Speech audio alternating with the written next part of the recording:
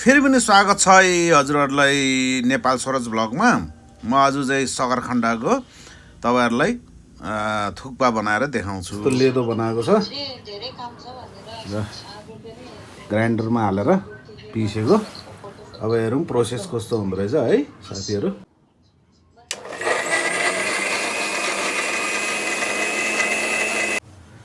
सगरखण्डको चाहिँ चट्टसँगले बनाउनु पर्यो। सगरखण्डको थुक्पा बनाउनुलाई हेरौँ अब कस्तो बनिँदो रहेछ। मलाई पनि युट्युबको हावाले छुएर हो। हेरौँ सगरखण्ड पेलेर यस्तो बनाएको छु लेदो। अनि तपाईँहरू लाइक सब्सक्राइब गरेर राख्नुहोस् त। अनि त्यसपछि यो फेरि कस्तो हुँदो रहेछ म देखाउँछु तपाईँहरूलाई।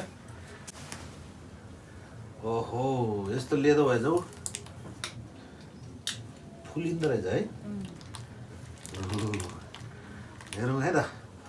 यसको दुध निकाल्नु पऱ्यो कि दुध बनाउनु पऱ्यो।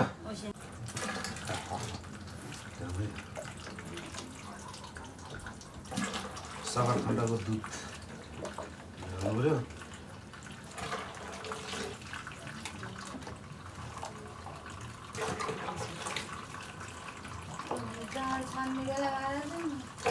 जहाँ छानी लागेको कस्तो आँधो मान्छे आउँछ भने यार नछोरे भाका जाला। तिमीलाई यही आधो मान्छे चाहिन्छ? कसले चाहियो? मलाई चाहिँदैन।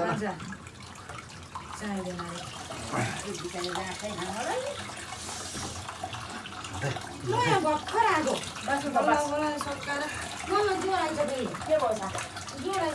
दुध त आएछ?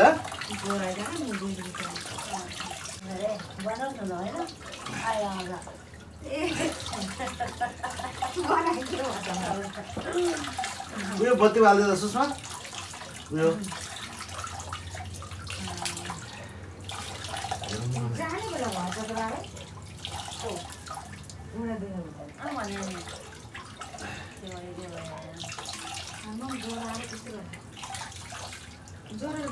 एकैचोटि हाल्नु पर्ने रहेछ ल। यहाँ ओ सुषमा यहाँ सँगै त यार तँलाई फिल्जा न फिल्जा उयो बलियो यहाँ सँग त एउटा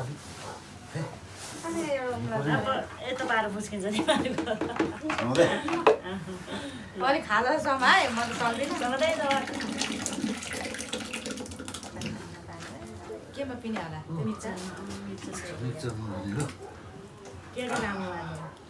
ए के भन्छ के पानी चाहियो।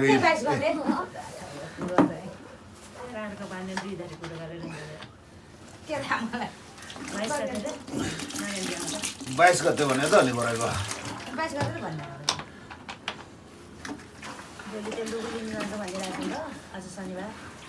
फोन गर्नु त छ कि छैन मेरो बन्द गरेर चाहिँ जानु मात्रै होला। यहाँ गाह्रो भइरहेको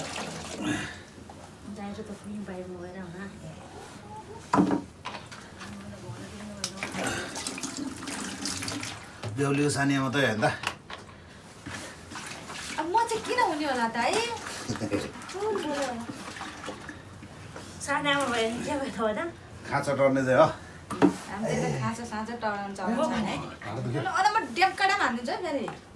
चाहिने नचाहिने ओ बाबु उद्वार सधैँ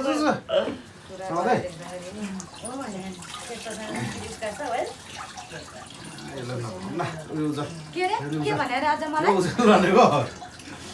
तेरिका यो के भन्यो भन्यो म त आँधो होला भने त सबै आँधो छ भने ल यी खाइसिन्छ बिस्कुट ल्याउन त है। आज त खोइ भने किन कहाँ लग्यो नि? मेरो उधार लुगा धुने नानी उधार आएछ होला हेर्नु।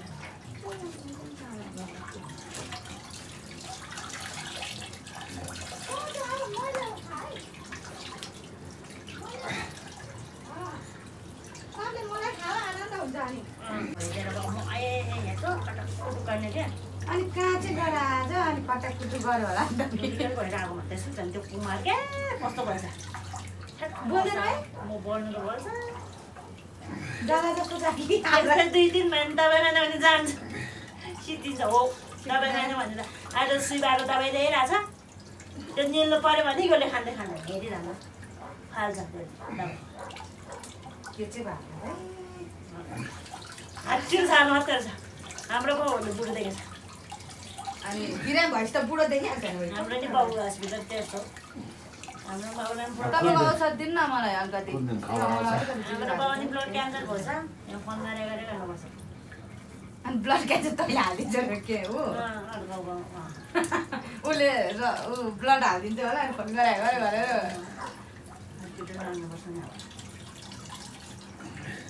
त्यो रगतमा इन्फेक्सन भयो कि उमेर भएकोलाई त आमा हेर त जाने बनाउनु बनाइदियो मलाई जान भन्दैछु सर अनि सरखान्डा के गर्नु भने के खोइ के थाहा हो उसले के बनाउँछ के बनाउनुला अनि उसले त राम्रो कुरा गर्यो भन्छ थुक्पा बनाउनु लाग्यो कि यस्तो भइरहेछ है अब यो फेरि पेल्नुपर्छ एकचोटि टक्क लाएर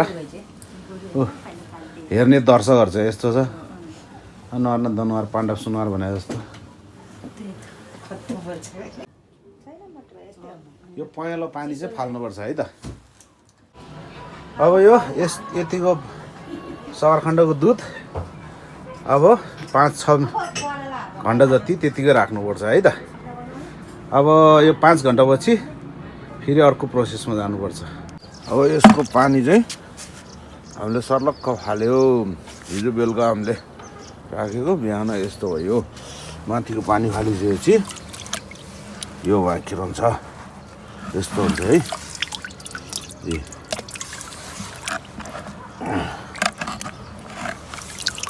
यस्तो हुन्छ यसलाई फेरि एकचोटि पानी चाहिँ हाल्नुपर्छ है त हालेर फेरि राखेर दोस्रो पानी पनि यतिको भयो है त अब टक्कसँगले यो पानी फाल्नु पर्यो यसको फेदमा कस्तो भयो होला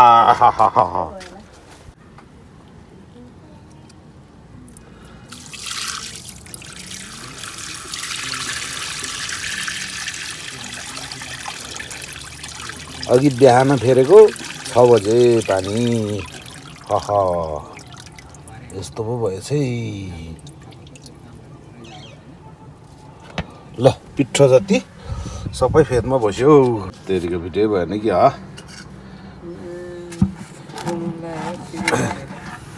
यो सकरखण्डको दुधको के दुध आउँछ नि चोप जस्तो है भाग्दाखेरि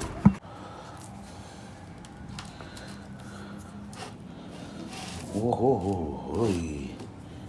ल अब सुगाउनु पर्यो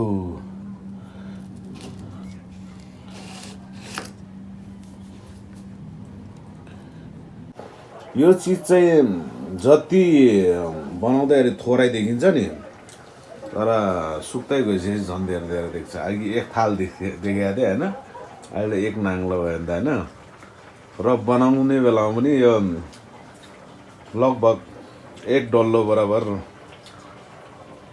1 पाउ जति नै हुनु पुग्छ कि यो त्यस्तो फुलिन्छ यो पुरा नसुक्छेसम्म यसलाई राम्ररी सुकाउनु पर्यो अनि त्यसपछि धुलाउनु पर्छ अरे दिनभर सुकाया तो ऐसा समय दिखा रे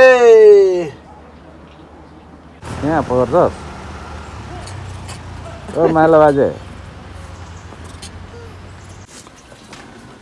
टक्क अब सिसीमा यस्तोहरू हालेर राख्नु पर्यो यो चाहिँ हाम्रो फेन्दु बनाउने हैन यो हाम्रो सकरखण्डको पिठो यसलाई सुगाएर राखेको र यो मैदा अनि पानी तताइरहेछ टक्कसँगले लसुन अनि टक्क साग पनि है यो चाहिँ पानी तताएको है त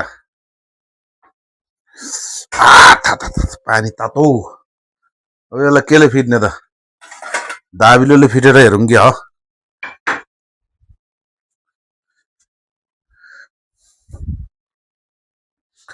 भनेपछि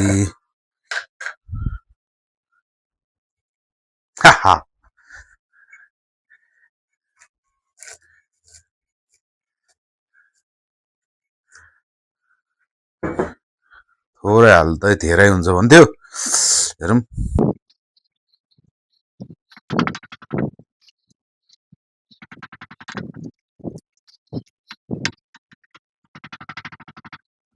यो चाहिँ यस्तो भयो है त यो चाहिँ मैले एउटा मिस्टेक के गरेँ भन्दाखेरि यसमा त्यो धुलो फुटाएर हाल्नुपर्ने थियो यो चाहिँ एकदम बाक्लो भयो है त अहिले चाहिँ बाक्लो न बाक्लो भएको छ टक्कसँगले मैदा हालेर अब चाहिँ मुस्नु पर्यो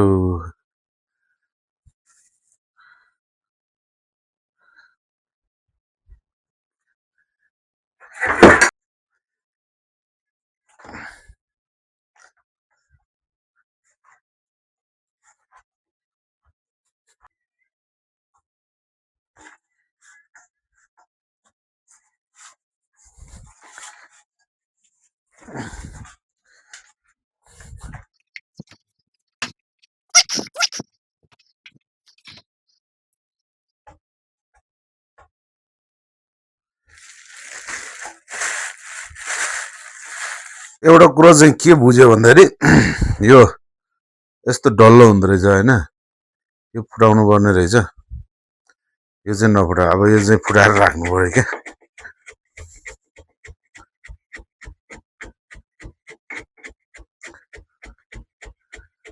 यो अचम्म कुरो चाहिँ मलाई के लाग्यो भन्दाखेरि यसमा सुकाउनु चाहिँ एक दिन सुकायो भने सर्लङ्गै सुक्दो रहेछ यो अचम्म लाग्यो मलाई त्यो चाहिँ कसरी घामै नभएको ठाउँमा सुकाउँदा पनि सुक्दो रहेछ यो पिठो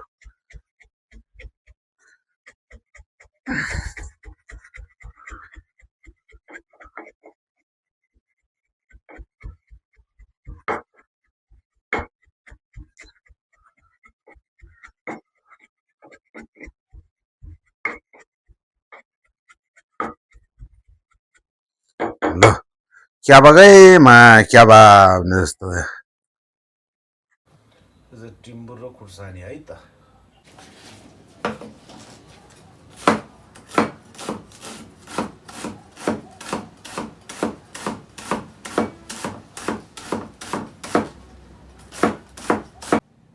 अब सुरु खुर्सानी र टिम्बुर पिनेको छु पानी तताएको छु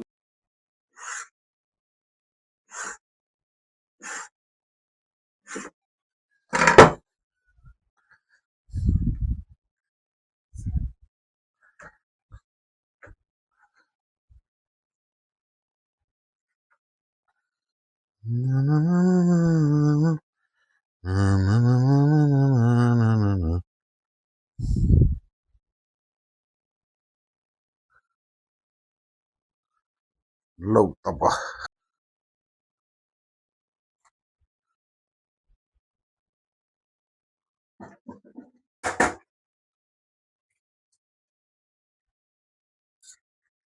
हौ सरखण्डको थुक्पा खानु पर्यो आइया ओहो हो हो हो हो